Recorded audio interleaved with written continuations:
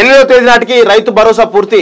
ముషీరాబాద్ చౌరస్తాలో ఎన్నికల ప్రచారంలో మాట్లాడుతున్న సీఎం రేవంత్, పక్కన దానం అనిల్ కుమార్ అంటూ కొన్ని చూస్తాం.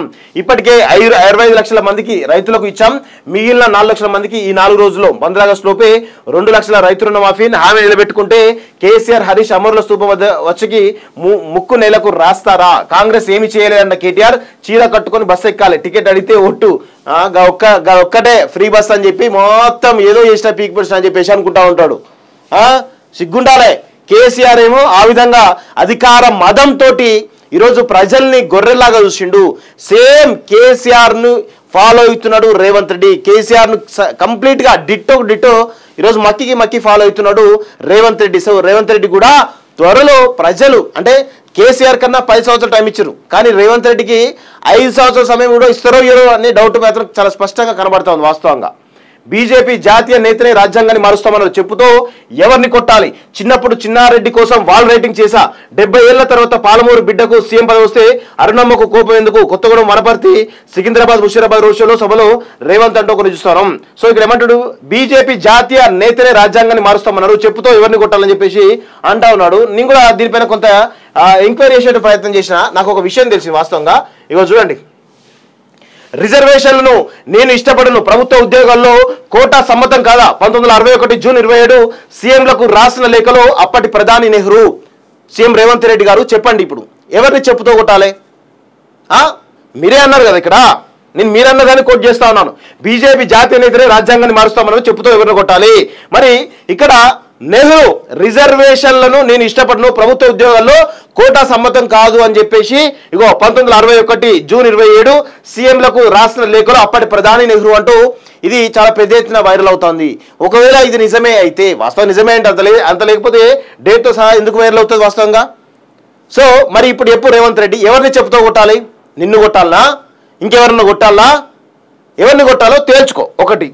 రెండోది చూడండి, రాజ్యాంగ నిర్మాత అంబేద్కర్, ఇది చాలా వాస్తవం, ఇది చాలా బుక్స్లలో చాలా స్పష్టంగా ఉంటుంది. వాస్తవం చెప్పాలంటే రాజ్యాంగ నిర్మాత అంబేద్కర్ గారిని మోసం చేసిన కాంగ్రెస్. డాక్టర్ బిఆర్ అంబేద్కర్ గారు 1952 మొదటి లోక్సభ ఎన్నిక బొంబాయి నుండి, 1954 బండారా నుండి ఉప ఎన్నికల్లో పోటీ చేశారు. కాంగ్రెస్ అంబేద్కర్ గారిని 2 సార్లు ఓడించింది. డిసెంబర్ 6, 1956లో అంబేద్కర్ గారు మరణించారు. కాంగ్రెస్ ఒక దళిత మేధావిని చట్టసభల్లో అడుగు పెట్టకుండా అడ్డుకుంది. ఇప్పుడు రేవంత్ రెడ్డి ఎవరిని చెప్పుతో కొట్టాలి? కాంగ్రెస్ పార్టీ ఏ విధంగా అంబేద్కర్ అవమానించింది, రిజర్వేషన్లను నెహ్రూ ఏ విధంగా అవమానించాడు, ఇక్కడ ఉన్నటువంటి బీసీ ఎస్సీ ఎస్టీ మైనార్టీలను ఏ విధంగా దోక వేసిర్రో ఒక్కసారి చెప్పాలి రేవంత్ రెడ్డి. అప్పుడు ఎవరిని చెప్పుతో కొట్టాలో నిర్ణయం తీసుకుందాం. మొట్టమొదటిగా రిజర్వేషన్లకు వ్యతిరేకంగా మాట్లాడిందే ఈ దేశంలో ఉన్నటువంటి మొట్టమొదటి ప్రధాని నెహ్రూ అని చెప్పేసి చాలా స్పష్టంగా తెలుస్తూ ఉంది కదా. మరి దీని గురించి ఏమంటావు? ఏమంటేనేమో చెప్పుతో కొడతా, అది కొడతా, ఇది కొడతా, బిరాలు వలుకుతా ఉన్నావు కదా.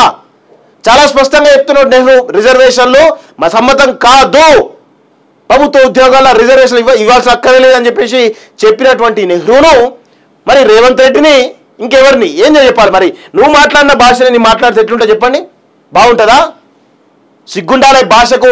ఇక కేసీఆర్ ఆ బూతులన్నీ నేర్పిస్తా ఉంటే నువ్వు ఇంకా దాన్ని పెద్ద ఎత్తున వేస్తా ఉన్నావు. బూతులు తప్ప నీ దగ్గర సబ్జెక్ట్ లేకుండా మాట్లాడుతున్నావు, బూతులు మాట్లాడుతా ఉన్నావు, ఫేక్ ప్రచారాలు చేస్తా ఉన్నావు తప్ప నువ్వు చేసినటువంటి డెవలప్మెంట్ ఏంటి, ఈ 5 నెలల కాలంలో నువ్వు చేసినటువంటి అభివృద్ధి ఏంటో కనీసం చెప్పలేనటువంటి చాతగాని స్థితిలో ఈరోజు నవ్వుతారై ఈరోజు పెద్ద ఎత్తున వాళ్ళపైన దుష్ప్రచారాలు చేసేటువంటి ప్రయత్నం చేస్తా ఉన్నావు. 6 గ్యారంటీల అమలు విషయంలో ఏం నిర్ణయం తీసుకున్నావు? ఇప్పుడు వచ్చి రైతు భరోసా అంటాడు. రైతు భరోసా ఎంత ఇవ్వాలి? 15,000 రూపాయలు ఇవ్వాలి. రైతు బంధు అనేది వేరు, రైతు భరోసా వేరు, వీళ్ళు పేరు మార్చారు. మరి ధరణి మీద ఏ నిర్ణయం తీసుకున్నావు? ధరణే రద్దు చేస్తా అన్నావు కదా, ఏమైంది ధరణి? నిరుద్యోగులకు 4,000 రూపాయలు, మహిళలకు 2,500 రూపాయలు, పెన్షన్ 4,000 రూపాయలు, ఇలా చెప్పుకుంటూ పోతే కేటీఆర్ ఒక బుక్ రిలీజ్ చేసిండు, నీ 420 హామీల బుక్. ఎందుకు మాట్లాడాలని చెప్పేసి మేము మాట్లాడలేదు, వాస్తవ సమయం వచ్చింది కాబట్టి మాట్లాడుతూ ఉన్నాం. నీ 420 హామీలను ఏం చెప్తావో చెప్పాలి, దాని సమాధానం చెప్పాలి. సిగ్గుండాలి, కొంచెమైనా సిగ్గుశరం లేకుండా ఇంకా ఈ విధమైనటువంటి భాష మాట్లాడుతా అంటే ప్రజాస్వామ్యవాదులు నాలాంటి ప్రశ్నించే గొంతుకలు కానీ ఎవరు కూడా వినరు. ఖచ్చితంగా దీనికి నీకే చెప్పుతో కొట్టేటువంటి సమాధానాన్ని ఈరోజు మాలాంటి వేదికల ద్వారా ఖచ్చితంగా నీకు ఇస్తామనే విషయాన్ని గుర్తుపెట్టుకోవాలి రేవంత్ రెడ్డి. నేడు నిర్మల్ గద్వాల్లో రాహుల్ సభలు, మళ్ళీ 10వ తేదీన రాష్ట్రానికి కాంగ్రెస్ అగ్రనేత అంటూ ఒకరిని చూస్తున్నాం. సో మొత్తానికైతే రిజర్వేషన్ల పైన ఏం చేశారు, నెహ్రూనే చాలా స్పష్టంగా చెప్పడం జరిగింది. నెహ్రూ అది చేస్తా ఉంటే నెహ్రూ ఏమో రిజర్వేషన్లకు సంబంధించి ఆయన వద్దు, సమ్మతం కాదు, ప్రభుత్వ ఉద్యోగులు అసలే ఇవ్వద్దని చెప్పేసి ఆయన చెప్తా ఉంటే, ఇంకొక దాంట్లో 1979లో మొరార్జీ దేశాయ్ సంబంధించినటువంటి ప్రభుత్వంలో ఆనాడు మండల్ కమిషన్ 27% బీసీలకు రిజర్వేషన్ అని చెప్పేసి ఒక రిపోర్ట్ తోటి ఆయన ఇంప్లిమెంట్ చేద్దామనుకుంటే ఆయన ప్రభుత్వాన్ని కూల్చేసి ఈరోజు ఇందిరాగాంధీ ఎక్కి మళ్ళా అధికారం చెలాయించి దాన్ని ఇంప్లిమెంట్ కాకుండా చేసినటువంటి దుర్మార్గమైనటువంటి పార్టీ కాంగ్రెస్ పార్టీ. ఈ దేశంలో ఉన్నటువంటి బీసీలను ఎదగనీయకుండా చేసిందే కాంగ్రెస్ పార్టీ. ఈ దేశంలో ఉన్నటువంటి ఎస్సీ ఎస్టీలను ఈరోజు పెద్ద ఎత్తున దోకా చేసిందే కాంగ్రెస్ పార్టీ అనే విషయాన్ని కూడా మనందరం కూడా గుర్తుపెట్టుకోవాలి. ఈ దేశంలో ఉన్నటువంటి అన్ని రాష్ట్రాల్లో ఎంతమంది సీఎంలకు అవకాశం ఇచ్చిర్రు, ఎంతమంది సీఎంలకు ఈరోజు బీసీలుగా ఎస్సీ ఎస్టీ ఎవరైతే ఉన్నారో ఎవరికి ఎంతమందికి అవకాశం ఇచ్చారో ఒక్కసారి చెప్పాలి. ఈ దేశానికి ఒక బీసీని ప్రధానమంత్రి చేసిరా, ఒక బీసీని రాష్ట్రపతి చేసిరా, లేదా ఒక బీసీని ఒక ఎస్సీని కానీ ఒక ఎస్టీని కానీ ఈరోజు రాష్ట్రపతిని చేసిరా, ప్రధాని చేసిరా? చెప్పాలి కాంగ్రెస్ పార్టీ. అది చెప్పకుండా రిజర్వేషన్లు అనుకుంటా డ్రామా ఆడుతా అంటే తెలంగాణలో ఉన్నటువంటి ప్రజలు కావచ్చు, భారతదేశంలో ఉన్నటువంటి బీసీ ఎస్సీ ఎస్టీలంతా కలిసి ఈరోజు కాంగ్రెస్ పార్టీని చెప్పుతో కొట్టి ఈ దేశం నుంచి తరిమేటువంటి పరిస్థితి కూడా వచ్చేటువంటి అవకాశం అయితే చాలా స్పష్టంగా కనబడతా ఉంది. గుర్తుపెట్టుకోండి రేవంత్ రెడ్డి గారు, మీరు ఇంకేమన్నా అనుకుంటారే అనుకోండి, తప్పేం లేదు. 8వ తేదీ నాటికి రైతు భరోసా పూర్తి.